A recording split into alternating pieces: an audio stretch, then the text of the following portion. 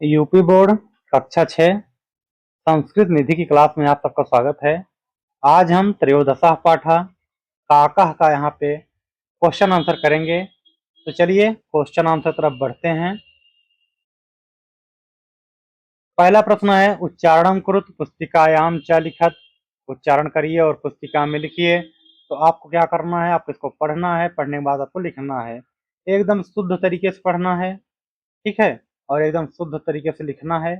शब्दावली तैयार करने के लिए ही ये दिया जाता है ताकि आपको संस्कृत के शब्दकोशों का ज्ञान हो। क्वेश्चन नंबर 2 है एक पदेन उत्तरत। एक पद में उत्तर दीजिए। जैसे तृषा पीड़ितः कः अस्ति, एक आपको करके बताया है कि तृषा पीड़ितः कः अस्ति, मतलब प्यास से पीड़ित कौन था, तो उत्तर होगा काकः। प्रश्न नंबर का है सह दूरे दूरे किम न अलभत, उसने दूर दूर तक क्या नहीं प्राप्त किया या क्या नहीं पाया, तो उत्तर होगा जलम। है वृक्षात वृक्षम कह गतवान, मतलब वृक्ष से वृक्ष अर्थात पूरे पेड़ पे पेड़ कौन गया, उत्तर होगा काका, क्योंकि वही जल की खोज में इधर उधर भटक रहा था। क्वेश्चन का है घटे बहुदूरे किम दृष्टम, घड़े में बहुत दूर अर्थात बहुत नीचे क्या देखा। घड़े में जब उसने देखा तो बहुत दूर मतलब यहाँ बहुत नीचे से है। घड़े में बहुत नीचे उसने क्या देखा, उत्तर होगा जलम। घ है काकः पाषाण खंडान पुत्र अक्षिपत, कौवे ने पाषाण के टुकड़ों को अर्थात कंकड़ को पुत्र अक्षिपत कहाँ फेंका, कहाँ डाला, उत्तर होगा घटे घड़े में।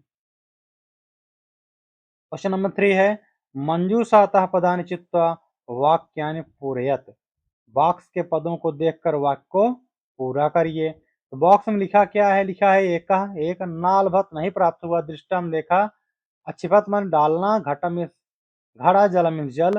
तो यथा मतलब एक करके बताया है एकः काकः तृषा पीड़ितः, एक कौवा प्यासा था। क्वेश्चन का है जलम दूरे दूरे नालभत, दूर दूर तक जल नहीं प्राप्त हुआ। ख है एकम सहसः घटम दृष्टवान, अचानक उसने क्या देखा, घड़ा देखा। ग है घटे जलम बहुदूरे दृष्टम, घड़े घड़े में जल बहुत नीचे दिखाई दिया अर्थात बहुत दूर दिखाई दिया।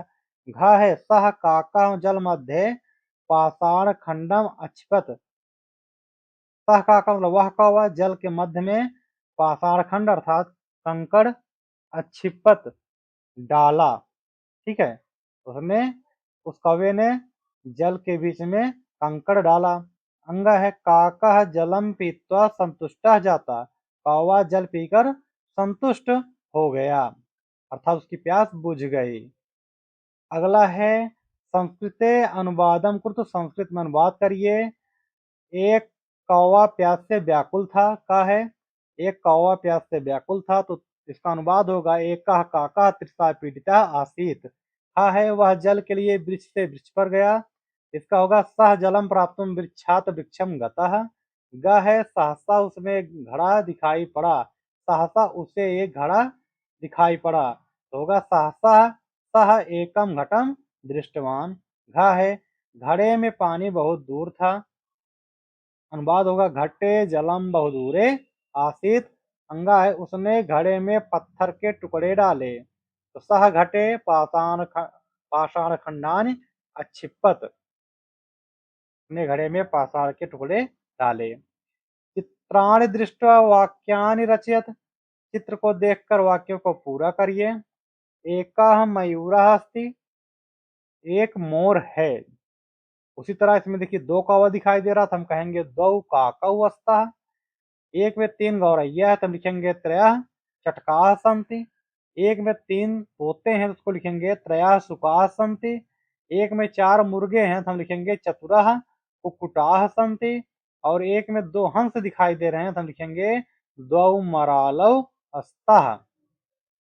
क्वेश्चन नंबर 6 है उचित उत्तर पदम रेखांकित कुरुत, उचित उत्तर पदों को देखकर रेखांकित करिए अर्थात एक नीचे रेखा खींच देनी है, जिसे हम लोग अंडरलाइन बोलते हैं। तो जैसे है तृषा पीड़िता कासित, प्यास से पीड़ित कौन था, तो उत्तर होगा काका। तो काका को हम जो है अंडरलाइन कर देंगे। जैसे 3 दिया है ना, काका बन रहा गजा, तो काका को हम अंडरलाइन करेंगे। का है दूरे दूरे किम नाल भत, दूर दूर तक क्या नहीं दिखाई दिया, उत्तर होगा जलम, तो जलम को हम अंडरलाइन करेंगे, जल नहीं दिखाई दिया। हा है वृक्षाद वृक्षम कागता, वृक्ष से वृक्ष अच्छा कौन गया, उत्तर होगा काका, तो काका को अंडरलाइन कर देंगे। गा है काका सहसा किम दृष्टवान, कौवे ने अचानक क्या देखा, उत्तर होगा घटम, घड़ा देखा। घा है काका घटे किम क्षिप्तवान, कौवे ने घड़े में क्या डाला, तो काका घटे पाषाण खंडम क्षिप्तवान, कौवे ने घड़े में कंकड़ का टुकड़ा डाला। कुछ लोग जो इसमें जलम भरे हैं, किसी किसी यूट्यूब पर भी बताया गया है जलम भरा गया है। इंटरनेट की आप क्रोम पर सर्च करेंगे कुछ का क्वेश्चन आंसर, तो वहां भी जो है जलम ही लिखा हुआ है, जो कि गलत है, क्योंकि कौवे ने घड़े में जल नहीं डाला, कौवे ने घड़े में कंकड़ डाला, तो पाषाण खंडम सही होगा। इस पर कोई कमेंट नहीं करेगा कि मैंने गलत बताया है, तो मैंने सही बताया है।